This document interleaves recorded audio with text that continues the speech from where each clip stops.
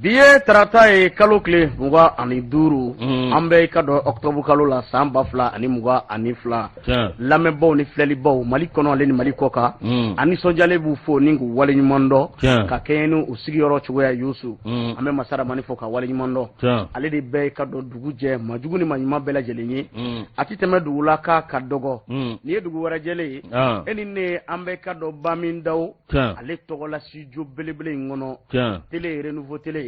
radio renouveau FM ye ani faranga radio anw ye ka dɔn groupe belebeleba ye min na i ka dɔn ka fɔ i bɛ nimisi wasa kɔni sɔrɔ sɛbɛnnikɛlaw bɛ anw fɛ yan kumakɛlaw bi yan min ye ka dɔn journal bɔyɔrɔw Yusu bɛɛ lajɛlen bɛ anw fɛ yan Yusu ka kanubaw fo ka timinadiya n'u ka wulikajɔ la ani danaya k'u ta kan anw sɛgɛrɛ an ye groupe ye ɲɛw kuma fɔ o de kama an fana an tigɛ mɔnɔ bɔ ani ka dɔn radio caman bɛ se k'an tɛgɛ di ɲɔgɔn ma cogo min na ka kibaruya ɲuman d'u ma ka sɔrɔ a ma kɛ ni gɛlɛya ye an ma daminɛ kɛrɛwaninkaw fɛ yen radio so 2 bɛ nin waati na o sɔgɔlen b'an na radio danbe ni ka dɔn radio bɛnkan ka baarakɛlaw fo k'u waleɲuman dɔn dijɛninkaw fɛ radio danbe jijan n'a ka cɛdenw k'u fo timinadiya ni wulikajɔ la radio yɛrɛ ko si samara la bɛnkɛ jangɛnɛ ka foli lase a mɔni waati in na radio faso kanu a bɛ Welesebugu ko fɔ an bɛ Kolo Karimu fo ni ka a waleɲuman dɔn a n'a furumuso u b'an lamɛn sanga ani waatiw bɛɛ lajɛlen la Buguni kunkan lamɛnbaw ka Bugunikan bɛɛ lajɛlen fo ni waati in na i k'a dɔn ka fɔ vie tɔgɔ la an b'a fo ni ka a waleɲuman dɔn an ka musokɔrɔba ɲuman bɛ yen Bafanda denfarabɔla don a n'a ka cɛkɔrɔba an b'u fo ni k'u waleɲuman dɔn n'an bɔra an bɛ taa Marakakungo radio Daka bɛ yen a baarakɛlaw k'u fo k'u waleɲuman dɔn Tiɲɛdugu lamɛnbaw carré kɔnɔna na Amadi Daɲɔn n'a ka cɛdenw ka foli lase u ma nin waati in na radio Mamelon i k'a dɔn Mali fantan 4 bɛɛ lajɛlen la ka baarakɛla bɛɛ lajɛlen fo k'u waleɲuman dɔn Mamelon Kebila Mamelon Tamani Mamelon Sikaso Kulukɔrɔ ka baarakɛla bɛɛ lajɛlen fo k'u waleɲuman dɔn ɲɛmaaba a bɛ ka dɔn Tisa FM kɔnɔ nin waati in na Tisa FM baarakɛlaw k'u fo badabada foli Danti foli min na Bikayi Kɔnɛ an b'a fɔ ale ye ɲɛmaaba ye ka dɔn Danti FM na Yusu radio Danaya FM a bɛ Keɲeba ko fɔ an bɛ Bujalo fo Fulakɛ Sarama k'a fo ka waleɲuman dɔn Naniko FM ale bɛ ka dɔn Selenge min ye Mahamadu Dunbiya n'a ka cɛdenw ye an b'u fo ka timinadiya n'u ka wulikajɔ la n'an bɔra yen an bɛ taa i ka dɔn Naro FM a baarakɛlaw k'u fo k'u waleɲuman dɔn min ye ka dɔn Pasteur n'a furumuso ye an bɛ foli di u ma nin waati in na n'an y'olu fɔ tuma min na Arjula FM a bɛ Kɔfilacɛkaw fɛ yen ko fɔ Mamutu Mali n'a ka cɛdenw k'u fo ni k'u waleɲuman dɔn u ka timinadiya n'u ka wulikajɔ la Jɔngaga FM Yelemani ka Yelemanika bɛɛ lajɛlen fo nin waati in na Yusu radio Dɔnba Kara ka Kara Zumana fo ka Tobiri fo ka Karanga bɛɛ lajɛlen fo ni k'u waleɲuman dɔn Gɛɲɛ ka lamɛnbaw a bɛ ka dɔn ka fɔ Fana ko fɔ MC n'a ka directeur an b'u bɛɛ lajɛlen fo k'u waleɲuman dɔn i ka dɔn Danti foli min na radio islamique a bɛ i ka dɔn ka fɔ Bɛlɛdugu ko fɔ Kolokanikaw ka foli ni tanu ta ka ɲɛsin u ma radio Wan Tomiya a baarakɛla bɛɛ lajɛlen k'u fo k'u waleɲuman dɔn Abba FM a bɛ Yuwaru ko fɔ k'u fo k'u waleɲuman dɔn Wasulu FM an bɛ radio Wasulu baarakɛlaw k'u bɛɛ lajɛlen fo ni k'u waleɲuman dɔn Yanfoyilakaw fɛ yen radio Royal Miseni a baarakɛlaw k'u fo k'u waleɲuman dɔn radio Bɛsago o bɛ Kucala ko fɔ an bɛ ka dɔn Kucalakaw bɛɛ lajɛlen fo k'u waleɲuman dɔn an ka musokɔrɔba ɲuman bɛ yen Madame Jawara Bintu k'a n'a denw n'a cɛw k'u bɛɛ lajɛlen fo ni k'u waleɲuman dɔn i ka dɔn Danti foli min na Zoom Africa Bamakɔ Sɛbɛnnikɔrɔ Alex Ko n'a ka cɛdenw k'u fo k'u waleɲuman dɔn k'a Sisogo n'an bɔra an bɛ taa Segukaw fɛ yen radio Yeleni baarakɛlaw ka foli ni tanu ta ka ɲɛsin u bɛɛ lajɛlen ma Makɔnɛ bɛ yen nin waati in na fo ka taa se Dirisa Danbele ma an bɛ ninnu bɛɛ lajɛlen fo ni k'u waleɲuman dɔn badabada foli Danti foli min na 88.5 Yankadi an bɛ i ka dɔn MC La Joie k'a fo ni ka a waleɲuman dɔn Danti foli min na nin waati in na olu bɛ ka an lamɛn Tarawele marhaba somaw ka kɛnɛ marhabani yemaw bɛɛ marhaba ne ko gurubinɛba in dun mantɔrɔ si t'a la i ka n ka foli belebele fɔ a ye i ka kɛnɛ kɔni baasi tɛ na Tata Kane ka kɛnɛ baasi t'a la koyi n buramuso ɲalen Alasa min ye aw ka dɔn an yɛrɛ ka technicien a taar'i bolo da mana la o kɛra dimanche don a bɛ kɔɲɔso la min ye Baginda i ta kɛra yɔrɔ min min ye aw ka dɔn Batoma Ngane ale ni Baare Tarawele ninnu kɔni taar'u bolo da mana la min ye aw ka dɔn an ka kɔɲɔmuso fila kun don dɛ Amadu Jaje Mayiga ale ni ka dɔn Mariam Kane fana ne b'a wele ko Mayini ale ni Mariam Kane Mayini ɲɛ yɛrɛ la an ka kɔɲɔmuso ja misi don dɛ Batoma arabu de Maria y'a minɛ ni diɲɛ bɛɛ ye a tɛ tɛmɛ o kan o tuma Baare al nama so table againa ordura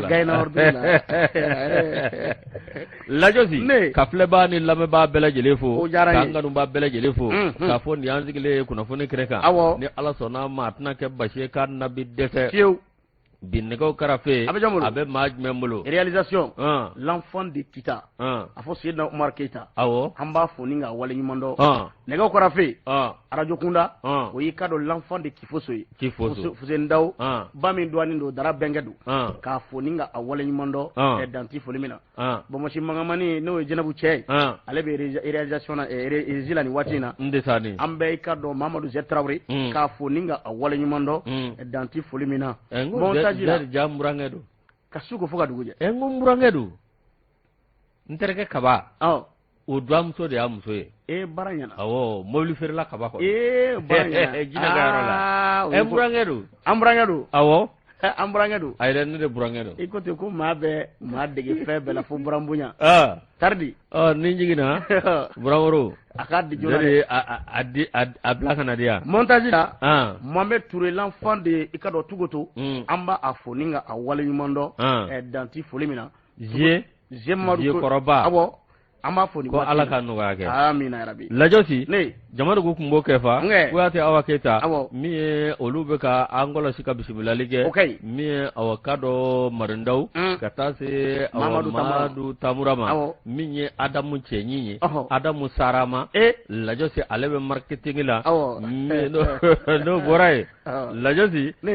mi Zakariou Fomba l'enfant de awa segu bakobe bolo segu chebolo mi awakado El Haji Markachen Daw keji upma ku bela jele foku wale mbano lajosi kuna funi folo mbadima yusuni adia ikado amita Guinée équatoriale indicateur du nouveau ale manembe uka akomi nye dunamu nulu be Guinée équatoriale ni fere makay ni wulika jotale ko lu segerede afo mi nye kado Guinée équatoriale kaw a jamana nyemo olu de wulle medno no feni watina ni hakli bala novembre kalo samba fula ani mugwa ani kele ni nyona ko ni kere kado Guinée équatoriale ka wulika jo ke sebente mamu mbolo o yusu ale mamu be ni sebel la ke ka bolu bolo willa nunu bela jele no fe ni ngu bweni damine parce que ba ko ikado do akunda manama wale fana do de sigira singa abkle damana ko nana min ye kado mamu be ni dnondo nu be dairi me yiri nyoro la ikado Guinée équatoriale anga faso de chamamba be ni watina o yusu ko wulika jo de tamme kan nu segere ni jamana famu ma fere sigi singa jona asimina ga chedo o kala je ni nga fere ngini ni ko ina de note anga dnomu anga faso de mu be no lu sigoro bembe Guinée équatoriale mo be o yusu ko gwele abu kade ni do jate mineke anu ka dipti kalafli o to ko ni manja ble bar sabula jira la ka fo dipti kalafli mi nga sigi singa Guinée équatoriale o ye ka do kalu kle mugay novembre kalu nata yusu samba fla ani mugwa ani fla o fasirke ba ko kwal na soro kunyi ka do wati di odna mumbe oluku yere bla sharia konnana o ku ga seben fara ko ni nyini o ga tibara ko no soro la ka jira ka fo o kalu saba mi ngundira ko kalu saba ko ni mbana pepewu o seben fara la kika be do bolo o ngati do fona bolo o fasirke ba ko ku ko ni wulle me maw no kani watina min yi ka do no ye no lu sigoro bembe Guinée équatoriale mo o yusu ku wuli ku gbeni damine o sebente mamu ko ni mbolo min yi ho conseil de malien de l'extérieur alere tonde do ale ni puma ngoni fo o akoni ya jira ka fo ambe wati mine na fo sisa o wati la tebe sebe mi me na be fa amma ko carte de séjour o yusu ka be di mawma wa keme bonyongo asroli ka gbele ngabe do bolo benata uboko tigila mawgbe o te ko ningoni ne man ni fam yusu o fasirike ba ko do ko wa keme soroli o te gele ay do ma nga do ma gbele ko ni ndo o ko ni kembe ika do wuli ka joy bi o min dambe ka no chamo ngoni segere an nga faso do ndoronte de malendi ndoronte mama bebi ni be Guinée équatoriale ni te ika do ni sara 70 bolo 7000 no bi talike o ka 7 la ki kaula o ku be ku geni damine de abano parce ba ko ka kembe jorona ko baybi ni du yanga jamana yare ta kala je tungarange olu ka kasabi ube chaman di ka do jamana makoi ube chaman do jamana ale ka kunyo chamana ya o wuli ka jode kanga ke anga jamana famo fe ko ka demeta kanga fatu don segere kerengere nyala mumbe tungala bi o nube ka do gwele ya mine kono fero ka sigi singa jona wala sa ikado oni ni jamana ko fole maw o se ka sigi ke bunyani karama kono chigomina ka tora makani gwele ya ye o fasirike ba ko ni kuma info ko sangota Nombu kalo samba fla ani muga ani ke o yuto ka ka sabu ye wi ma bayriga chaman ba di salo ka bogine ko atora ka nu bla ka du ko na akama me gole akono bi o ko fero ka sigi singa jona o ku ko ni wulembe ikado sebo no fe ni seben la ke ka ti bolo a jonjon ti bolo hala dowla a jonjon be dow bolo seben fara belaji be a dafale do ga o te ka mawjati u ki mina ni u ki fli ikado polisi mobile ni ngono o site ko rani shi o ko gole be bi gine ko atora ka uka kerengere la duna musi yoro bembe olu yoro ma nso anga faso do mbe de sa no be da abe hakili jigi kado Kasim Konatela aben hakili jigi kado Ablaye Yano Gila nunun be ko ala ku bo ikado boda nyuma fe ala ka tuga jawla ho ode ni yale ka fasiri indicateur juro no kono MKD ale ka fasiri républicain mi ango wolo tabawye bismillah la joso oluye dangari bambanci bisabani saballa baranyana mi armée malienne nu ba wele ko fama sibiri do octobre le buga anefla samba flani muga anefla mi ango wolo masiri tabaw ma bisabani saba wolu dashula mi hikado bambanju Octobre kalo tletan ngele tleta anni etlem gani fla mi awa anga jamana chamanja bolo anni awa karo koro marabolo fando la josi awa mi katiba di masina o ma nyema oti dore amadu kufa mami be no e awa karo jongani pele a mi yoro mimbe no jugani pel la josi awa kado obesono jura nambala la josi awakado wolo masiri tabaw oluyo datilike mi hikado armée malienne yere no ye force armée malienne la josi mi ye awakado uye avion do de wuli o kata yoro bela jele salo kalaje yoro mimbe no ye watayi aleni awagomintara ni nyanje mi sera gomintaraw Israel Munu gomdara ni nyanje mi anga wolo masiri tabaw oni anga arme mo karla nywana mi awakado kayeni bo ko sira la josi awakado maduro bamanci olu fara mi ma sababo jongo uyolu mine muga pisole Israel ikado awami otepe mu yewa do temena kaboy mi awakado famo ka famvelana ma shima jogi awakado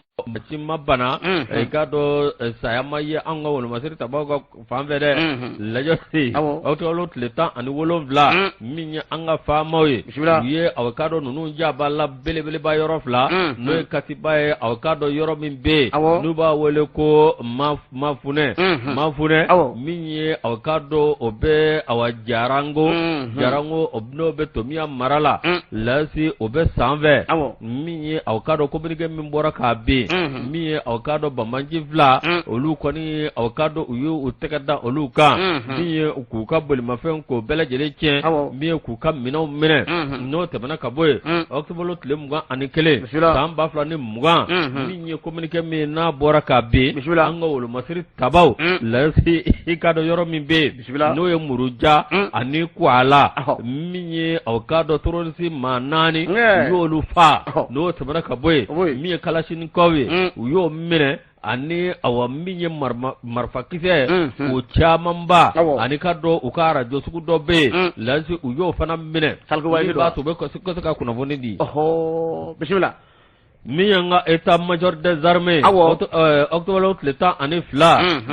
miye samba fla ni muga ani fla miye awkado anga wol masri tabaw wulani awkado samve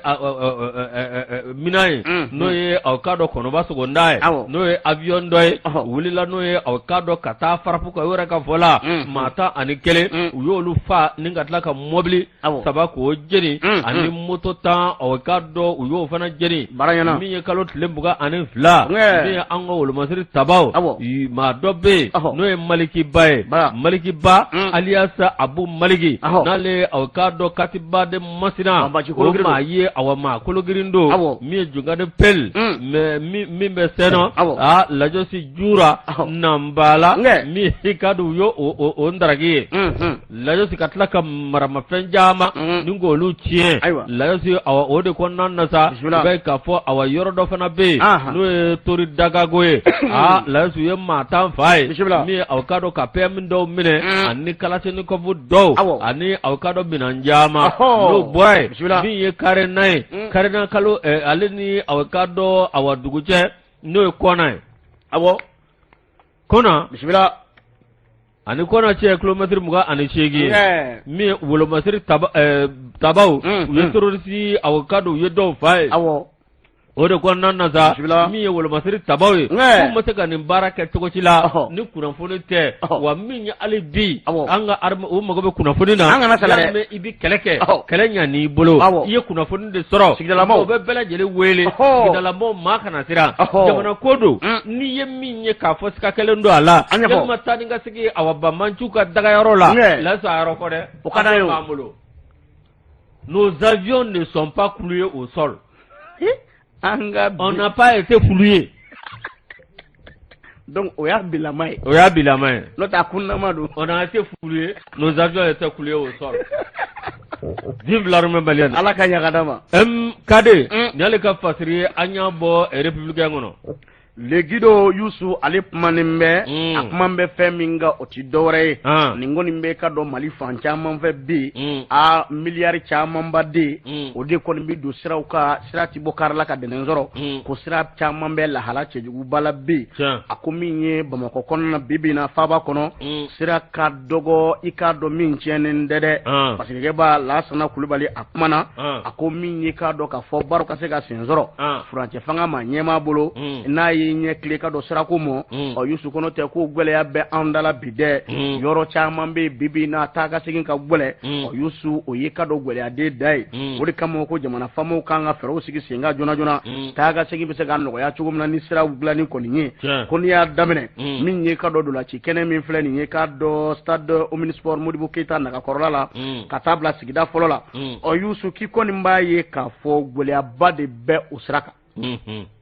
sira tiɲɛnen don surugu si yɔrɔ walima sɛw ka fanda yɔrɔ dingɛ bɛ fa bɛɛ lajɛlen fɛ parce que b'a ko ni san yɛrɛ kɔnɔna na ji de bɛ fan caman fɛ ji jɔjɔlen bɛ i k'a dɔn k'a fɔ dingɛ kɔni kɔnɔna na ko jamana faamaw yɛrɛ bɛ a kalamaw u ka fɛɛrɛw sigi sen kan joona joona walasa ka sira ninnu kɔni dilan ko n'o tɛ i bɛ ka tile la siraw fana tun bɛ lahala cɛjugu la dɛ dɔw dilanna nka a ma bɔ kara ka dɛnɛ sɔrɔ Youssou parce que ba ale kumana a kɔni y'a jira k'a fɔ ko faba kɔnɔ bi k'a fɔ k'e de bolo la fini jɛman b'i la wa kunsigi ma bilen fini ma bilen k'o tɛ kɛ fiyewu Bamako yɛrɛ bilama a nɔgɔlen don siraw tiɲɛnen don u bɛ lahala cɛjuguba la taa ka segin ka gwɛlɛ k'a ka gwɛlɛ maa min yɛrɛ bolo kosɛbɛ o y'an ka bakɔrɔw ye koyi n'olu donna i ka don sotarama n'a ɲɔgɔnnaw kɔnɔ mobili kɔni bɛ cun dingɛ kɔnɔ o tɛ tɔ bakɔrɔw la Youssou parce que b'a ko k'a bi san caman bɔ sira ninnu kɔni tiɲɛnen don nga n'an ka jamana faamaw m'u hakili to siraw la k'a ta ye tiɲɛni da ye bi dɛ n'i y'a daminɛ fana Bangoni Janginɛbugu la olu maaw fana bɛ woyi ni woyinbaden fɔ la bi dɛ ka sababu kɛ sira lahala cɛjuguba la parce que b'a ko n'an bɔra yen n'an taara i k'a dɔn k'a fɔ Université de Kabala o sira fana kow bɛ lahala cɛjuguba la ko sira yɛrɛ de tɛ bi i bɛ se ka alhamdulilayi fɔ min na a banna a fɔ i bɛ cogo di Katiya an alhamdulilayi an ka sira yɔrɔ dɔw ka ɲi gidɔrɔn m'anw fɛ yen non Kati fana ye deuxième capitale ye e bɛ Kati fɔ Zigana bon an mago bɛ gidɔrɔn kɛra Zigana u ye ɲininkali kɛ ko gidɔrɔn couleur ye jumɛn ye Zigana dɔw ko jaune dɔw ko rouge o kɔrɔ ko ka taa gidɔrɔn de dilan an ma ɲini Asimi fɛ a ka fɛɛrɛ kɛ n'o yɛrɛ i ka dɔn an faso ye u ka taa merci ka taa gidɔrɔn na Zigana wallahi ou bien sira don commerce sira don o bɛ diya n ye Youssou parce que b'a kɔni kumana nin ko in bɛɛ lajɛlen da la a ko duguba kɔnɔ bi sira tɛ yɔrɔ si min ye k'a dɔn k'a fɔ suruguw si yɔrɔ walima sɛw ka fanda yɔrɔ sira bɛɛ lajɛlen kɛ m'o ye bi a n'a poussière jugu parce que b'a ko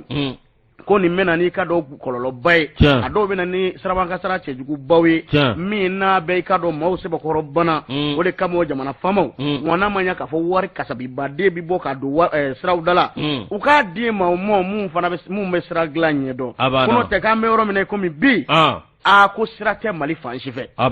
Banikɔ sira kɔni tɛ o sanji fana de ye siraw tiɲɛ u ka sira yɛrɛ di sira dilanna ɲɛnamaw ma maa mun b'a dɔn a ka bɔ ko karisa in ka ma ye a ka bɔ canal kɔnɔ a ka bɔ kɔnɔna na nin bɛ se sira dilan na a y'a d'a ma et puis kabini k'a dilan a bɛ taa spécialistes bila n'u kana olu fana nɛgɛ ka wari d'olu ma Mali ko tɛ wa mɔgɔ bila ka taa lajɛ n'a épaisseur 5 bɔ ou bien 10 a bonya walima a fɛ de ayi a fɛn kɛ u b'a dilanni min kɛ dilanni ka bɔ duguma a n'a dɔkundamani sanfɛ fo fɛrɛw bɛɛ de ka sigi sen ka cɛncɛn ɲɛnama ni sira ka dilan ka ɲa kɛlɛ ɲɛnama ni goudron ɲɛnama k'a la k'an bɛ don min na komi bi ko sira caman bɛ olu tiɲɛni kɔni don n y'a fɔ n ko Banikɔ sira kɔni kɛrɛbɛ tɛ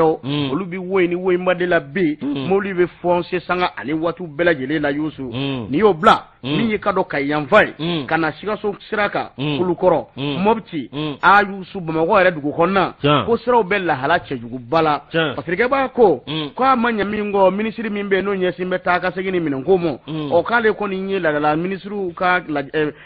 ladala lajɛ senfɛ k'ale kɔni ye kuma in bɔ k'a bi k'a jira k'a fɔ ko sira dɔw kan ka la kurakuraya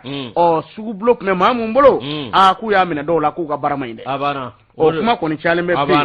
ko min ye ka dɔn minisiri kɔni ye k'a y'o kɛ ka da kun min kan ko marabolo dɔw kɔnɔna na siraw bɛɛ lahala cɛjuguba la ala ni sira dilanna dɔw olu ka ŋaniya juguya fɛ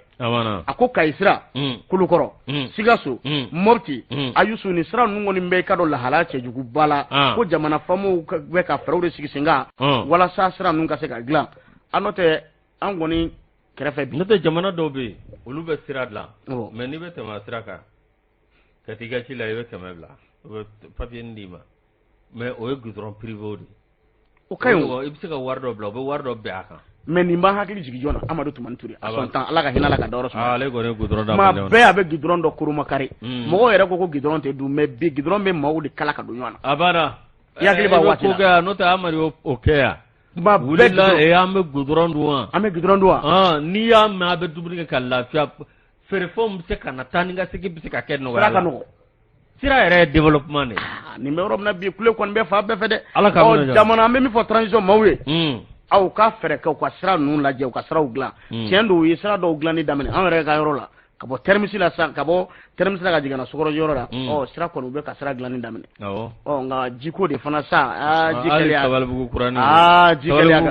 Sabalibugu kurani mina ja sisan aw bɛ ka o fana labɛn o sira bɛ ka labɛn dɛ u k'a lajɛ u ka ko ninnu teliya baara ka kɛ lafiya kɔnɔ a ka fɔ ko transition waati Asimi Goyita ka waati la ko an fana ye alhamdulilayi fɔ yɔrɔ dɔw la dɛ sirako la n'o tɛ an bɛ don min na komi bi maaw bɛ kule yɛrɛ woyi ni woyimadi Lajosi Lassana Kulubali le guido kɔnɔ n'i y'o bila min ye chargé de com kanam bismillah min ye an bɛ indicateur an b'ale ta comité syndical olu ka kanam na u ka sankumɛ 5 na n'u bɛ lajɛ kɛ Lajosi a ka dɔn min ye syndicat ye Lajosi a ka dɔn comité syndical n'o ye caisse nationale d'assurance maladie kanam lasi ka dɔn nendo alamusa do kalo tile 20 min ye san 2022 Lajosi hôtel Radisson na min ye a ka dɔn ninnu ye sigi ka lajɛba kɛ lajɛ a kun ti dɔwɛrɛ ye lasi a ka dɔn k'u sigi ka baro kɛ min ye ka kuma kɛ kanam yɛrɛ a ka dɔn a taabolo kan a n'a jɛɲan jɛkulu a kɛnɛ kan sa minisiri 2 tun bɛ yen min ye ministre de la santé et du développement social madame Jaminatu Sangare ani ministre délégué chargé des actions humanitaires et de la solidarité des réfugiés et des déplacés Imam Umaru Jara la josi a kɛnɛ kan min ye awkado kanam a ɲɛmaaba n'o ye général Boubacar Dambélé lasi ale bɛ kɛnɛ kan min ye CMSSI ale ma ɲɛma awkado olu tun bɛ kɛnɛ kan INPS la josi min ye awkado tiɲɛ yɛrɛ la olu bɛɛ lajɛlen tun bɛ kɛnɛ kan min ye président des syndicats nationaux ani awkado maa minnu bɛ yen n'o ye comité syndical ye ani awkado kanam awkado a ma ɲɛma dɔw ninnu bɛɛ lajɛlen ye ani kado journaliste baden lajosi ninnu bɛɛ lajɛlen tun bɛ kɛnɛ kan min ye awkado union d'action syndicale lasi awkado k'u kala ka kelen ye ka hakilina kɛ kelen ye ka fɛɛrɛw olu sigi sen kan min b'a to i ka dɔn awɔ min ye nin ko min filɛ nin ye lasi a bɛ se ka ɲɛtaa sɔrɔ n'o ye organisation prévoyance sociale OPS lasi awkado min ye tiɲɛ yɛrɛ la walasa aramu a bɛ se ka don ba la cogo min na wa a bɛ se ka taa ɲuman sira kan o de kɔnɔna na min ye awkado tiɲɛ yɛrɛ la i bɛ k'a fɔ awɔ min ye SMQ lajosi min awkado a bɛ se ka waleya cogo min na n'o tɛmɛna ka bɔ yen tako duurunan min filɛ nin n'o don kɛrɛnkɛrɛnnen ye n'a bɛ sigi kanam na lasi nin don kɛrɛnkɛrɛnnen k'a kɛra kunnawolo ye a kɛra ɲɛtaa ye k'a sababu kɛ fɛn caman ye n'o tɛmɛna ka bɔ yen min ye awkado a kun bɛɛ lajɛlen ye mun ye min ye u bɛ se ka hakilinaw fara ɲɔgɔn kan cogo min na min ye awkado ka baaraw i k'a dɔn k'olu awkado olu sigi sen kan baara min n'a bɛ kɛ jɛma baara ye bɛɛ lajɛlen b'i yɛrɛ ye a kɔnɔ walasa awa fɛn min bɔra n'o ye awkado adamadenw olu bɛ se ka furakɛ nɔgɔya la lasi olu bɛ se ka fura sɔrɔ nɔgɔya la cogo min na lasi awkado ka sɔrɔ a ma kɛ ni gɛlɛya ye o de kɔnɔna na sa min ye aramu yɛrɛ o ka sigi sen kan k'o fɛsɛfɛsɛ min ye awkado comité syndical min bɛ yen n'o ka lafasa jɛkulu ye kanam o maa ɲɛma min ye awkado cɛkura dunbiya ye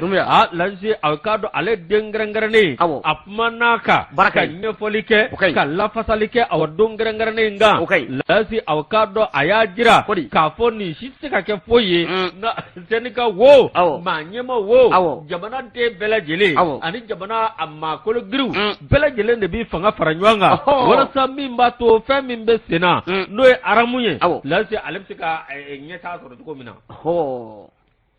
kanam INPS CMS Lanam ani UTM lasi awkado min ye tiɲɛ yɛrɛ la ninnu kɔni kɛ bɛ awkado bɛ ɲɔgɔn ye kɛ kuma o kuma o ɲɔgɔn ye o bɛ tali kɛ awkado fɛn min bɛ yen n'o ye awkado OPS o maa ɲɛmaw ye walasa awkado baara bɛ se ka ɲɛ cogo min na kanam a maa ɲɛma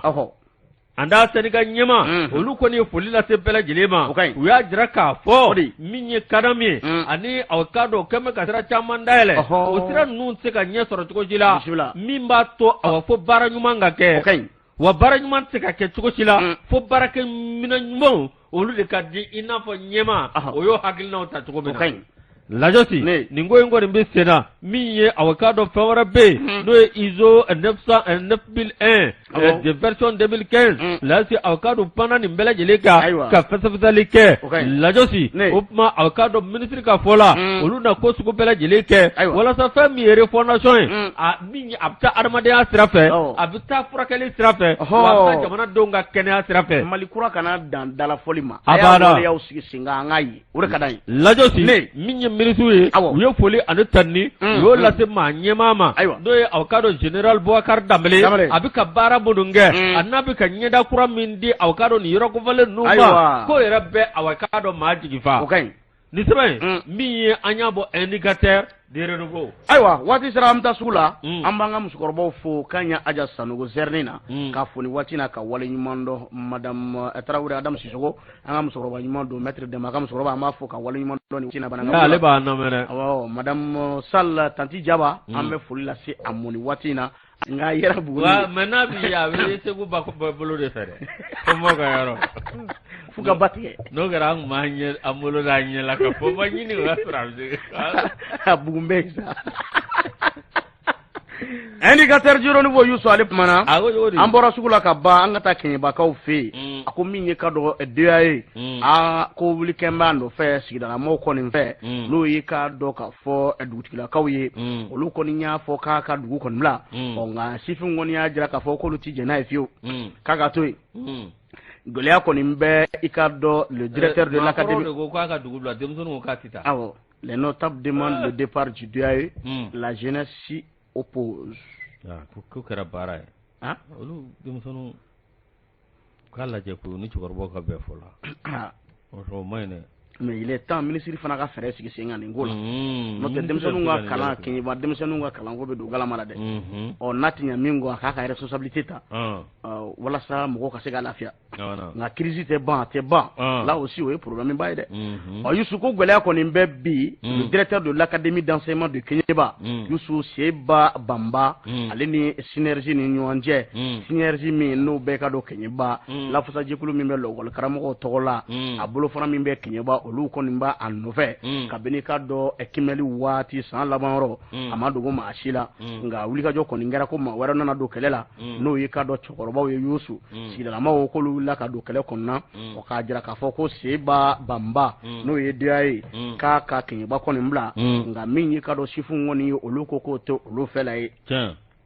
Fasirikɛ b'a ko lafasajɛkulu tɛmɛlen kɔ min ye k'a dɔn k'a fɔ dugutigilakaw olu fana farala ɲɔgɔn kan dugutigi n'a ka kankɔrɔsigi olu fana ye laɲini kɛ a ko an ka denmisɛnninnakaw ka kalanko bɛ cogo min na bɛ yen n'a bisi basalen don ka dɔn Keɲeba bɛ yen ko DAE ka taa bari sabula lɔgɔli karamɔgɔ bannen don ka kalan kɛ k'a sababu kɛ ko DAE kɔni bɛ i ka dɔn Keɲeba nin ko in kɔni kɛn bɛ gɛlɛyaba ye bi a dagakolo bɛ ci jɔn kunna o ye sifinw ye olu y'an ka siniɲɛsigiw ye dɛ Fasirikɛ b'a ko nin ko in samasamali i k'a dɔn a daminɛna kabini min bɛ tali kɛ kimɛliw waatiw la kimɛli min n'o kɛra i k'a dɔn k'a fɔ Keɲeba a waatiw la wulikajɔ kɔni kɛra min ye lɔgɔli karamɔgɔ dɔ o n'i ka dɔ DAE ni ɲɔgɔn cɛ Fasirikɛ b'a ko kɛlɛ kɔlɔlɔ de wulilen kɔni filɛ nin ye a ma ɲɛ min kɔ ko dugutigi n'a ka kankɔrɔsigi Keɲeba k'olu ye lettre kɔni ci Kayi gouverneur ma k'a jira k'a fɔ u tɛ Seba fɛ bi u t'a fɛ sini n'o ye k'a dɔn k'a fɔ DAE n'o ye k'a dɔn Seba Bamba ye ko fo i k'a dɔn k'a fɔ u ka dugu kɔni bila bari sabula denmisɛnninnakaw ti ka se ka kalan kɔni kɛ k'a sababu kɛ fɔɲɔgɔn min bɛ bi ani k'a dɔn k'a fɔ lɔgɔli karamɔgɔw ni ɲɔgɔn cɛ Fasirikɛ b'a ko min ye conseil local de la jeunesse de Keɲeba ye olu kɔni y'a jira k'a fɔ ko nin ye bɛnbɛnbɛn kɔni de ye min taara ni ka Seba Bamba kɔni sɛgɛrɛ ko lɔgɔli karamɔgɔ dɔw olu n'i k'a dɔn dugutigilaka dɔw ka bɛnbɛnbɛn k'o de kɔlɔlɔ wulilen filɛ i k'a dɔn k'a fɔ DAE kɔni na k'u kɔni fɛlɛ ye min ye bi ko DAE kɔni ka i k'a dɔn Keɲeba kɔni bila min ye sifinw kɔni ye olu ka jɛrɛjɛkulu min bɛ i k'a dɔn Keɲeba olu ko k'olu fɛla kɔni de o ye k'a k'a to yen a k'a ka baara kɛ ko Seba nana ni kokajɛ min ye ani wulikajɔ ɲuman min ye walasa kalan ɲuman ka se ka sabati Keɲeba kɔnɔna na ko u kɛn bɛ ka ŋɛɲɛ ɲini a nɔfɛ o de kama ko n'o tɛ ko n'a tora nin cogo in na ko yɛrɛmabila ni yɛrɛsago kɛ k'o b'i kɛ ka dɔn Keɲeba kalanko kɔni na min ye ka dɔn collectif exécutif du comité local de la jeunesse de Keɲeba ye olu kɔni y'a jira k'a fɔ a ka kana nɔrɔ da dɛ ko DAE ka to yen ni cɛkɔrɔbaw ko k'e ka taa denmisɛnninw ko k'e ka to yen a ko kɔni filɛ bi a kɔni gɛlɛyaba bɛ n y'a fɔ n ko nin bɛ bila minɛn min kɔnɔ Youssou n k'o ye samasamali ye min dara ni nka i ka dɔn DAE ale n'i ka dɔn lɔgɔli karamɔgɔw kɔni sɛgɛrɛ lɔgɔli karamɔgɔ dɔ de bɛ yen kimɛli waati Youssou ko kɔni ye fɛɛrɛw kɛ min ye ka dɔn an balaka dɔ ye u ka se ka kimɛli kɛ k'a sɔrɔ a ka bugunatigɛ sɛbɛn kɔni de o kɔni ko gɛlɛya de nana wuli ani ka dɔn lɔgɔlidenw fiyɛli min kɛra DAE fɛ nin histoire in fana a ye dɔɔnin kɛ dɛ u k'a lajɛ si ça ne va pas il faut voir ministre de l'éducation yɛrɛ ye jɔni ye Didewu kɛ Usumani u k'a lajɛ denmisɛnninw de ye siniɲɛsigi ye an y'o de fɔ fɛn fɛn bɛ ministère la bi n'i taara ni min kɛra transition ye waati kunkurun de koyi n'i taara m'a fɔ k'i fana ka waati la n ko nin de kɛra n'i nana k'a fɔ k'i kun b'a faamu waati o tɛ fɔ an ɲɛna yan dɛ Youssou wulikajɔ kɔni de bɛ senna bi ko fɛɛrɛw de ka sigi sen kan walasa jamana faamaw u k'a lajɛ cogo bɛɛ lajɛlen la lafasajɛkulu bɛnbaliya bɛ bi o ni DAE ni ɲɔgɔn cɛ nka i k'a dɔn k'a fɔ wulikajɔ ko de kan ka kɛ an ka jamana faamaw fɛ ni ka se ka ko in kɔni bila i k'a dɔn sen kelen kɔni kan ko n'o tɛ n'an tora nin cogo in kɔni na ko a gɛlɛya kɔni bɛ barisa bula min ye ka dɔ banmuru ye ko de munumununen bɛ bi DA ye kɔni sanfɛ ka sabu kɛ Bala Sogoba n'o kun ye ka dɔ lɔgɔli karamɔgɔ ye ni lɔgɔli karamɔgɔ do n'ale tun bɛ i ka dɔ ka fɔ kɔlɔsili baaraw la kimɛli waatiw la Yusu ale k'ale min kɔni kɛ ko kɔlɔlɔ de wuli filɛ bibi na lɔgɔli karamɔgɔw fana kɔni y'a jira k'a fɔ nin min kɛra k'olu tɔɲɔgɔn minɛ ni k'a datugu ko kɔni kɛra gɛlɛyaba ye olu ma k'olu ma se k'u dayɔrɔ sɔrɔ u yɛrɛ la o de kama min ye ka dɔ kala kɔni dara ni hakili bala nin kalo in kɔnɔna Yusu nka bibi na kalanko de bisi basalen bɛ bi Keɲeba yan fan fɛ fatirikɛba ko DA ye ka taa walima a kana taa o samasamali de bɛ bi i ka dɔn Keɲebakaw yɛrɛ dama ni ɲɔgɔn cɛ cɛkɔrɔbaw ko k'a ka taa lɔgɔli karamɔgɔw ko k'a ka taa min ye sifinw ye olu ko k'a tɛ nɔrɔ da fiyewu ko bari sabula ko taabolo dɔw bɛ yen lɔgɔli karamɔgɔw fɛ i k'a dɔn k'u bɛ fɛ k'o de jagoya pempe ko n'a tora nin cogo in na k'a fɔ maa min bɛ yen ni bɛnbaliya donna e n'o ni ɲɔgɔn cɛ walima ni n'o ka fari tɛ fi danga kelen kɔnɔ k'o ka taa k'o ye gɛlɛya ko ni hali ni dɔwɛrɛ nana k'o kelen kɔni don ni kumakan laban bɛ maa min bolo o ye madame le ministre k'a ka fɛɛrɛw sigi sen kan joona joona walasa ka nin ko in lajɛ ni jateminɛ na cɛɲumanba ye ko n'o tɛ ko Keɲeba denmisɛnninnakaw ka kalanko k'a laban don galama kɔni na o an bɛ don min na komi bi ni samasamali de kɔni bɛɛ bɛ yen ni ka bisi basa kɔni don Keɲeba kalanko la ala ni DA ye ale ni lɔgɔli karamɔgɔw ka samasamali n'a ma ɲɛ a tɛ DA ye wele ka na Soriga plateau kan yan wa Seba Kana min ye ka dɔ syndicat local fana kana u kana ɲɛfɔli k'an ye ani AMB bɛ u kana ɲɛfɔli kɛ an k'an sigi k'a lajɛ n'a bɛ cogo min na ala k'an kun diya. A ye nin sama ka bɔ i ka dɔn Bala Sumayila Tarawele ni Yakuba Dumbuya ni olu ka fasɛrɛ indicateur jɔlen don. Lajɔ si aw ka dɔn Mahambe Tarawele n'ale ka aw fasɛrɛ ta min ye directeur général des douanes du Mali inspecteur général Amadou Konate lajɔ si aw kabini duwa kun dɛmɛni min ye aw ka dɔn tiɲɛ yɛrɛ la ale kɔni kɛ bɛ ka wuli ka jɔ kɛ wuli ka jɔ kun ti dɔrɛ ka t'i ɲɛ da aw yɔrɔ minnu bɛ n'olu bɛ tali ka cakɛyɔrɔ kan lajɛ si aw min ye Bamakɔ bɔlen kɔ a taara ka t'i ɲɛ da a ye Bamakɔ yɔrɔ bɛɛ lajɛlen yaala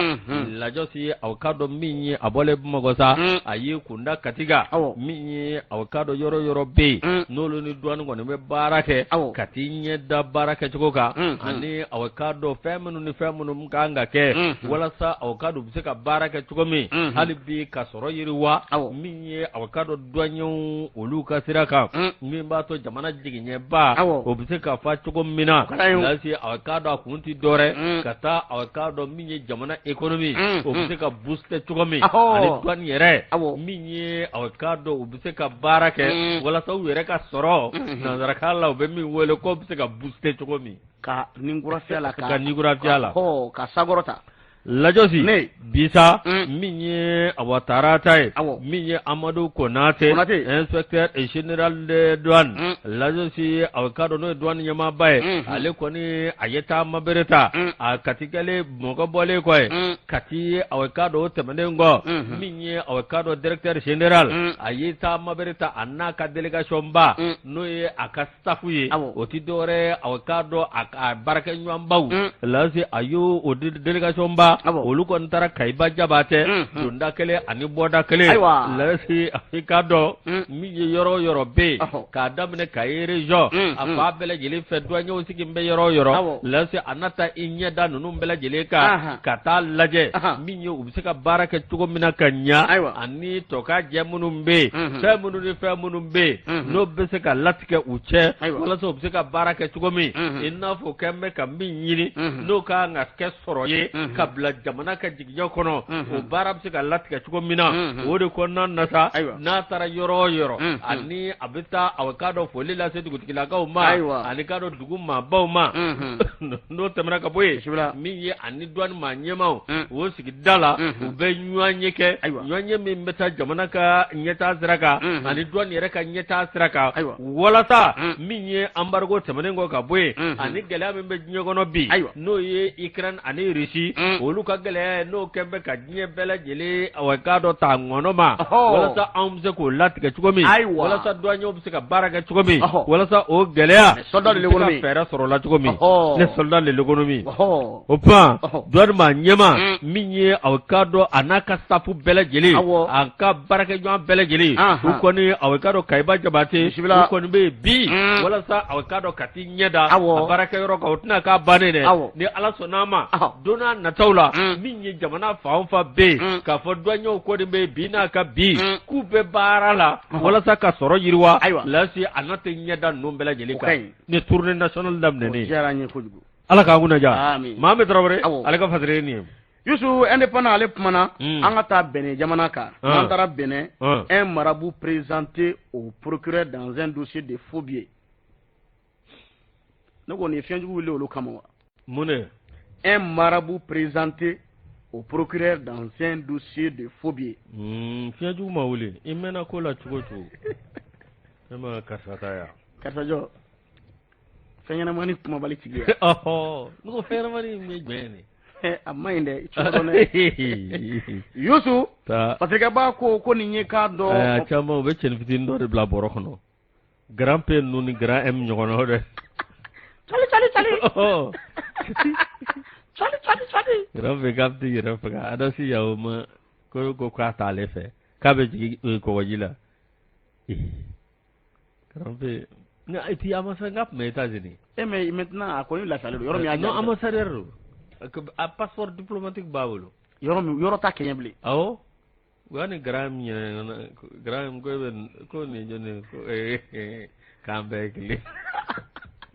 même genre d'homme mɔgɔ bɛɛ ko an ka association mɔgɔw do koyi an fana b'olu ɲɔgɔn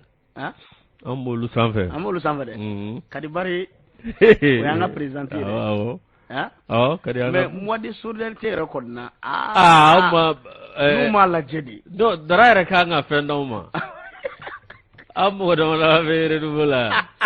par esprit de solidarité n'o tɛ ani marikacɛ anw ka dara ni marikacɛ aw b'a wele kɛrɛfɛ sa dɛ tardi de awɔ dara ni marikacɛ esprit de solidarité renouveau la n'u m'a lajɛ personne de petite taille n'u m'an ta lajɛ n t'a dɔn a ye fɛn fɛn k'u la n'o tɛ an bɛ mois de solidarité la dɛ Youssou Fatigaba ko nin ye k'a dɔn karamɔgɔ dɔ ye ko Morido a Youssou Bɛnɛkaw fɛ yen a ka kɔni jirala i ka dɔn procureur la dɔwɛrɛ tɛ ko min ye sigida min bɛ ni commune do Nanti Tɛnbugu Youssou min ye polisilakaw ye olu de kɔni taara tigɛ da kan ko nin ye Burkinaka ye tigɛ kɔni dara ka waati min na ko ja baara wɛrɛ tun tɛ ale la dɛ tigɛ dara ka kalo tile 18 octobre kalo san 2022 k'a sababu kɛ mun ye k'a bɛ wari de yɛlɛma nka wari jumɛn don fo biyewu Youssou a b'o de la baara Fatigaba ko k'u kɔni wulila a nɔfɛ an ta ɲɔgɔnna ɲɔgɔnna ni fiɲɛ wulilenw de nɔfɛ kana da olu dɔrɔn ma Ala k'u bɛɛ dama yira diɲɛ na fɛn fɛn bɛ yen ni bɛ baara kɛ nkalon kan ni bɛ maaw namara ka maaw gosi u ka wulikajɔ kɛ ninnu bɛɛ lajɛlen nɔfɛ maaw hakili ka fɛgɛ taridi de nka fɔlɔ la u ka jugu musolakaw de ma nka cɛlakaw yɛrɛ de fara ma kan sisan Youssou a ko nin kɔni morikɛ in a Youssou k'ale kɔni mɛ fo biye k'o de labɛn k'a fɔ ko ni nana ni wari hakɛ in ye k'ale b'a yɛlɛma ni k'a caya k'a d'i ma maa mun bɛ ni dɔ kɛ man di olu ye ni nɔgɔmanin sɔrɔli o de ka di olu ye k'a ye caman gosi dɛ ko min ye k'a dɔn k'a fɔ wari kɔni k'a b'a ba yɛlɛma nka fɛn min b'ale bolo o yiri mɔgɔnin de yiri mɔgɔnin b'a bolo daga dɔ fana b'a bolo Youssou min ye ka don gari jɛma ani gari bilenma o kɛn bɛ k'o cɛlatigɛ a kɔni bɛ baara kɛ n'o ye ni ka kumakanw kɔni fɔ min bɛ kɛ sababu ye i k'a dɔn k'a fɔ ka wari kɔni bayɛlɛma Fatigaba ko k'a ye client baden de sɔrɔ a ta in dala dɛ a ma ɲɛ min kɔ maa caman fana wulila k'a jira k'a fɔ k'olu ka baara ti ka sen sɔrɔ bari sabula wari min b'a bayɛlɛma ka di olu ma ko n'u taara dun yɔrɔ la ko maaw bɛ wuli o nɔfɛ k'a jira k'a fɔ ko fo biye kɔni don o de kama wulikajɔ kɔni kɛra nin karamɔgɔ kɛ in ni ka tigɛ kɔni da kan an bɛ don min na komi bi ale fana bɛ kaso la Bɛnɛkaw fɛ yen nka Burkina ka don Ala k'an kunna ya koyi u ka wari yɛlɛmanaw bɛɛ minɛ wari yɛlɛmana dɔrɔn tɛ dɛ fɛn fɛn tɛ baara kɛ tiɲɛ kan u k'a bɛɛ minɛ u k'a bɛɛ minɛ u kana da dɔrɔn k'a fɔ ko fɛn ɲɛnamani kumabali tigiw walima surukawusu tigi non u k'a kɛ fɛn fɛn bɛ gosili kɛ ka wulu nɔfɛ nka u fana tɛ se ka wulu nɔfɛ ni maaw ma taa fɛn fana di